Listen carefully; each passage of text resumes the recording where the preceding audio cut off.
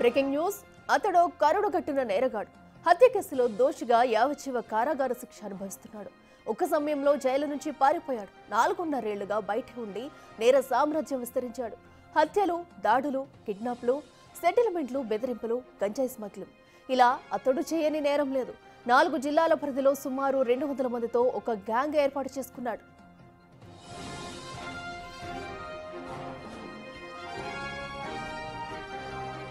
ఏ contract పనికి ఎవరు టెండర్లు వేయాలో కూడా అతడే డిసైడ్ చేసేవాడు.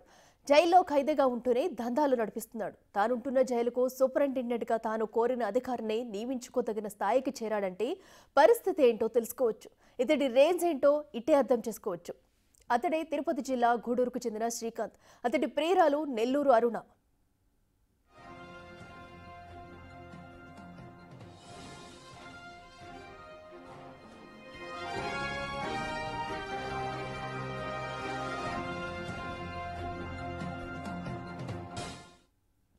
ఇదే అంశానికి సంబంధించి మరింత సమాచారం ఎగ్జిక్యూటివ్ ఎడిటర్ అశోక్ లైవ్ లో అందిస్తారు. అశోక్, చెప్పండి, అసలు శ్రీకాంత్ చేస్తున్న పనులన్నీ కూడా ఇప్పటివరకు బయటకు వస్తున్నాయి ఒక్కొక్కటిగా. అసలు ఇదివరకు నుంచి కూడా ఆయన ఏమేం చేశారో, అసలు అతడి నేరాలేంటి, పూర్తి డీటెయిల్స్ ఏంటి? ఇదంతా కూడా ఒక పత్రికలో శ్రీకాంత్ గురించి వార్త వచ్చే వరకు కూడా శ్రీకాంత్ ఎవరనేది బయట ప్రపంచానికి తెలియదు. నిజానికి అతని మీద ఉన్న కేసు ఏంటి, ఏ కేసులో అరెస్ట్ అయ్యి జీవిత ఖైదు మీద వెళ్ళారనేది కూడా తెలీదు. ఎప్పుడైతే ఒక పత్రికలో ఆర్టికల్లో అతని మీద ఒక స్టోరీ వచ్చిన తర్వాత ఒక విధంగా చెప్పాలంటే రాష్ట్రం అంతా కూడా సంచలనమైంది. నిజానికి ఈ రోజు కూడా అతని మీద ఉన్న నేరాలు ఏంటనేది ఎవరికి కూడా తెలియదు. ఎవరికి నచ్చినట్టు వాళ్ళు రకరకాల కథలు, కథనాలు వినిపిస్తున్నారు. అదే క్రమంలో అరుణ పేరుని తెర మీదకి తీసుకొచ్చారు. ఆమె పెద్ద ఎత్తున సెటిల్మెంట్లు చేస్తున్నారని రకరకాల హడావిడి, ఆవిడ మీద పెద్ద ఎత్తున ఆర్టికల్స్ రాశారు. ఇంతకీ అరుణ చేసిన పాపం ఏంటి, అరుణ వల్ల ఎవరికి నష్టం జరిగింది, అరుణ నిజంగా అంతమందితో లాబింగ్ చేసి ఎన్ని కోట్లు సంపాదించింది అనేది ఎవరి దగ్గర లెక్కలేవు, ఎవరి దగ్గర సమాచారం లేదు. అటు శ్రీకాంత్కి సంబంధించిన సమాచారం కానీ, అరుణకు సంబంధించిన సమాచారం కానీ ఇంతవరకు సోషల్ మీడియాలో, యూట్యూబ్ ఛానల్లో, టీవీ ఛానల్లో నడుస్తున్న దాంట్లో అసలు వాస్తవం ఏంటి అనేది ఇంతవరకు ఎవరికి కూడా తెలియదు. అదే ఒక విచిత్రమైన పరిస్థితి ఉంటుంది. అనుకున్న ముందు శ్రీకాంత్ పైన ఆర్టికల్స్ వచ్చినాయి, ఆ తర్వాత అరుణ మీద ఆర్టికల్స్ వస్తాయి, ఆ తర్వాత అరుణ శ్రీకాంత్కి సంబంధించిన పర్సనల్ వీడియోలు బయటకు వస్తాయి. సో ఇదంతా కూడా రాష్ట్రం అంతా సంచలనం అవుతున్న సందర్భంలో నిన్న బిగ్ టీవీ ముందు అరుణ వచ్చి వాస్తవాలు చెప్పే ప్రయత్నం చేశారు. అసలు వాట్ ఏం జరిగింది, తన మీద ఏమైనా కుట్ర జరుగుతోందా, ఎందుకు ఈ వీడియో బయటకు వచ్చింది ఏంటనేది కొన్ని విషయాలు అయితే చెప్పే ప్రయత్నం చేశారు. పూర్తి వివరాలు తీసుకున్న తర్వాత ఇవాళ మీడియా ముందుకు వచ్చి మరోసారి బిగ్ టీవీ ముందుకు వచ్చి మిగిలిన వాస్తవాలు కూడా వెల్లడిస్తాను. ఆ వీడియో ఎందుకు బయటకు వచ్చింది, ఎవరు తీశారు, దీని వెనక ఒక కాన్స్పిరసీ ఏమైనా ఉందా, అసలు శ్రీకాంత్ ఎవరు, అరుణ ఎవరు, వీళ్ళిద్దరి మధ్య ఉన్న సంబంధం ఏంటి, ఆవిడ రివీల్ చేయడానికి ప్రస్తుతం బిగ్ టీవీ లైవ్లో సిద్ధంగా ఉన్నారు గూడూరు నుంచి, తన నివాసం నుంచి. నమస్తే అరుణ గారు. నమస్తే అండి అశోక్ గారు. నిన్న మీరు చెప్పారు ఇవాళ మరికొన్ని వాస్తవాలు వెల్లడిస్తాను అని, అన్నట్టుగానే ఇవాళ మరోసారి బిగ్ టీవీ ముందుకు మీరు వచ్చారు. వాస్తవాలు కాబట్టి నేను ఏం చెప్పాలని, మీరు నాకు వీడియో గురించి క్లారిటీ ఇవ్వండి, అది మీకు తెలిసే తీశారు, ఎవరు తీశారు మిమ్మల్ని అడిగారు.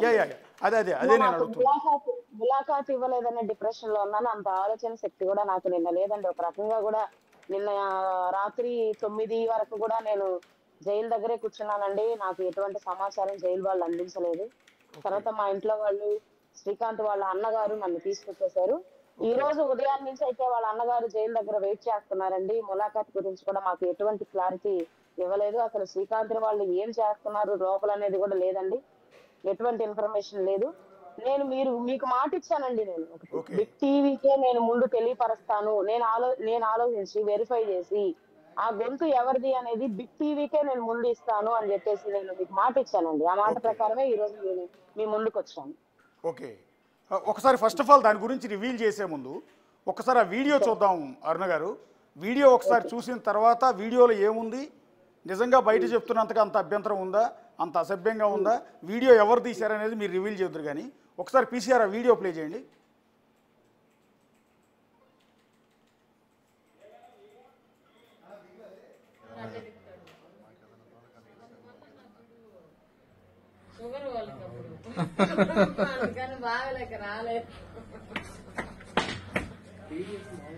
అది చేస్తున్నట్లేదు రికార్డు.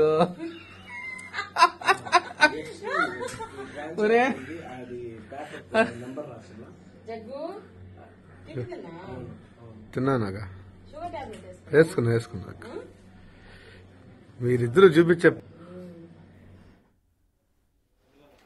ఎస్, అది ఇప్పుడు ఎంటైర్ బయట డిస్కషన్ నడుస్తున్న వీడియో అరుణ్ గారు. అందులో ఎవరో జగ్గు అనే అతను ఆ వీడియో తీస్తున్నట్టుగా మాటలను బట్టి తెలుస్తోంది.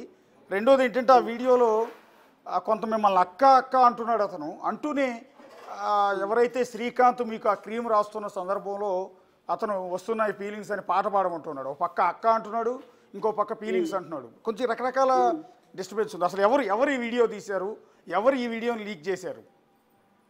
సార్ ఏమైందంటే అండి, ఎలక్షన్స్ అప్పుడు ఒక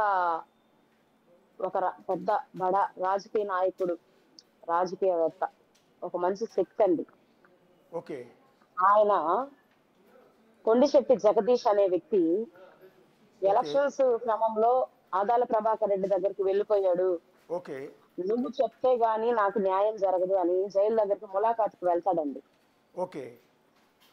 ఆ వెళ్ళిన క్రమంలో ఆయన మీద ఉండేటువంటి గౌరవం అయి ఉండొచ్చు, భక్తి అయి ఉండొచ్చు, అభిమానం అయి ఉండొచ్చు అండి. ఓకే. శ్రీకాంత్ వాళ్ళని పిలిపించి జైలు దగ్గరికి, నా ఇట్లా వచ్చారు, నా కబురు అందింది కాబట్టి మీరు ఎటు పోవద్దు, కూటమి ప్రభుత్వానికి మీరు ఎలక్షన్ చెయ్యాలి అనేది ఆయన కోరిక మేరకు కొండిశెట్టి జగదీష్ అతని సైన్యాన్ని అంతా వేసుకొని ఎలక్షన్స్ అయిపోయిన తర్వాత అవ్వక ముందు కూటమి ప్రభుత్వానికి వచ్చేసాడండి. అప్పటి నుంచి కూడా ఆ అబ్బాయిని ఎటు పోనీకుండా మన గ్రిప్ లోనే ఉండాలి అన్న ఆదేశాల మేరకే శ్రీకాంత్ ఆ అబ్బాయిని అట్లా పెడతా కూటమి ప్రభుత్వానికి సపోర్టింగ్ రోల్ గానే ఉంచుతానే వస్తున్నాడండి. ఆ అబ్బాయిని మేము నమ్మామండి, మా బిడ్డలాగా భావించాం. నన్ను అక్క అంటాడు, శ్రీకాంత్ అన్న అంటాడు. ఏమైందో తెలియదు కానీ లాస్ట్ ఇయర్ డిసెంబర్ లో అన్నా ఆ వద్దనా, ఆ వద్దు, ఆ క్యాస్ట్ వాళ్ళు నమ్మకం లేదనా, ఆ క్యాస్ట్ వాళ్ళని నమ్మకూడదనా, ఆమెను నువ్వు పెళ్లి చేసుకోవడం నాకు ఇష్టం లేదనా, నేను కావాలి అనుకుంటే ఆమెను వదులుకోవాలనా, నేను వద్దనుకుంటే ఆమెను పెళ్లి చేసుకోనా అని ఒక కండిషన్ ఒకటి పెట్టారండి. ఆ కండిషన్ మీద చాలా రచ్చ కూడా జరిగింది, చాలా గొడవలు కూడా జరిగాయండి ఆ అబ్బాయికి నాకు. ఆ గొడవల క్రమంలో ఆ అబ్బాయి ఏం చేశాడంటే, నేను లేకపోతే నా సైన్యమే లేకపోతే అసలు మీరు అసలు మనుషులే కాదు అన్నట్టు శ్రీకాంత్ అవమానించాడండి. శ్రీకాంత్ ఒకటే క్లారిటీ ఇచ్చాడండి, నేను ఇంకా రాజకీయాల్లోకి కానీ ఇతరత్ర ఏ వీటిల్లోకి కానీ నేను ఇన్వాల్వ్ అవ్వనండి, మీరేమైనా చేసుకుని నేను అమ్మాయితోనే జీవిస్తాను, నేను అమ్మాయినే పెళ్లి చేసుకుంటాను ఖరాఖండిగా తెగేసి చెప్పడంతో ఆయన దాన్ని తీసుకెళ్లి ఈ కుటుంబ ప్రభుత్వంలో ఉన్న నాయకులందరికీ ఏమి వక్రంగా చెప్పాడో తెలియదు కానీ అండి, సడన్ గా సీన్ రివర్స్ అయిపోయిందండి.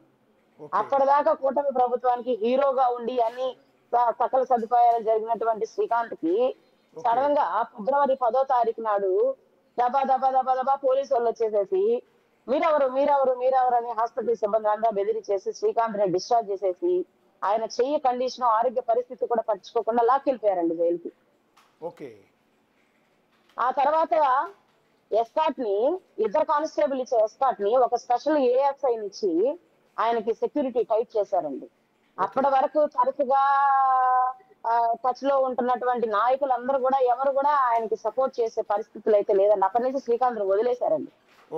ఆనాటి నుంచి ఈనాటి వరకు కూడా నేను శ్రీకాంత్ కోసం ఒక్కదాన్నే నా పోరాటం చేసి అతన్ని కాపాడుకుంటూ వస్తున్నాను తప్ప ఎప్పటికప్పుడు ఆయన ఆరోగ్య పరిస్థితి, ఆయన క్షేమం, ఆయన ఎలా ఉన్నాడో చూస్తున్నాను తప్ప